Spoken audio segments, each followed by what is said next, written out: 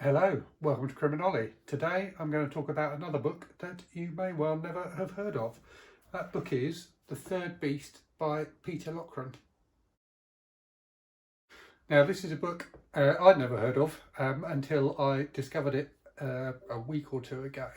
And I'm racking my brains and trying to remember where I saw it. I think I must have seen it on someone's Goodreads feed or Instagram or somewhere like that. But the cover immediately called out to me. So this is an 80s UK novel, so published in 87. And it really speaks to me of kind of books of that era, this kind of slightly cheaply produced photographic cover. It promises to be the ultimate novel of bloody revenge, which definitely appealed to me. So when I saw it, I decided I'd have a search on AbeBooks and pick myself up a copy, and that's just what I did. And I've now read it and wanted to speak about my thoughts on it. So it's an interesting book. It's about, and it's a lot more interesting than I thought it was going to be at first. So it's about a guy who I've got a feeling may never be named in the book. I was trying to remember what his name was after I finished it, and I can't. Who's a mechanic, and his niece, who's 13 years old, gets raped by a gang of youths who are kind of 16, 17, that sort of age, 3 or 4 of them.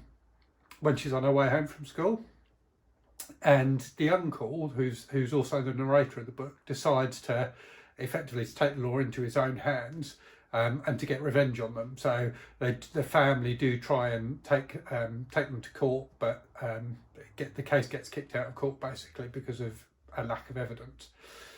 So the uncle decides that he's going to get revenge on behalf of his niece. And what follows thereafter, predictably, is him getting that revenge. So he gradually murders the attackers. And what's interesting about it is, so at first, the first murder is kind of almost happens by accident.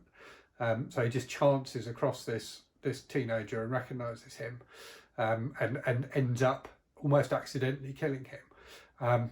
And thereafter, things kind of gather pace, and he goes after the rest of the attackers with more intent.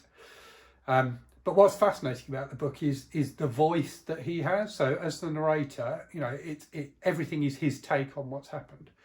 And you wouldn't call him a classically unreliable narrator, because I think everything he says is a true reflection of the events that are supposed to have happened.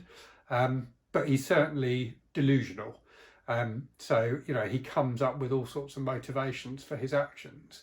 And it's only really when you get to the end of the book, so to an extent he kind of takes, or certainly took me as a reader along with him on that journey.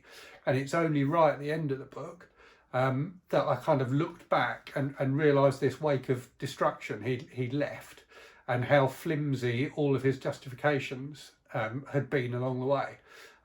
So it's in that regard, it's really interesting. Plot-wise, it's a typical revenge style novel, but actually it's quite a bit more nuanced than that. And I thought that made it a very interesting read.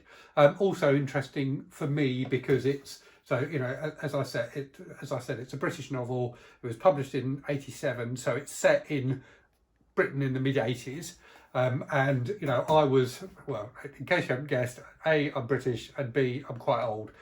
So I was a teenager at the time this novel is set, and certainly recognise the author's portrayal of Britain at that time, and the kind of tabloid-like fear that was, that was there of yobs roaming the streets attacking people and things like that. So that, there certainly was a lot of stuff in the press at the time, and it, to an extent there still is today, but particularly it felt like a particular thing back then.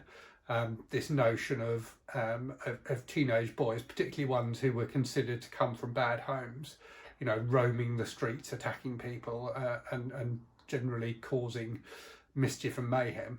And that sense is something that very much informs the main character's actions in the book, and that's his justification for what he does, is that there's no hope for for these boys, and that, you know, that they are effectively condemned to be evil by their upbringings, and you know they can't be helped. You know, they're beyond help now, which I thought was a very interesting take on things, and made it a more interesting read than it would have been otherwise.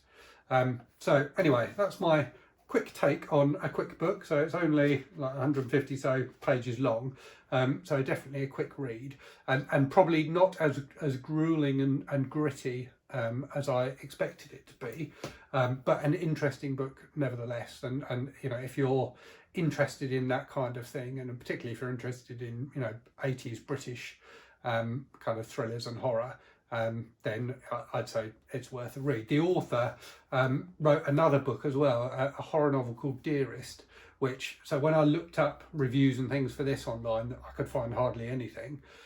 Dearest seems to have a few more reviews, and they seem to be pretty overwhelmingly positive. So I'm awaiting on a copy of that coming in, because that looks like quite an interesting book as well.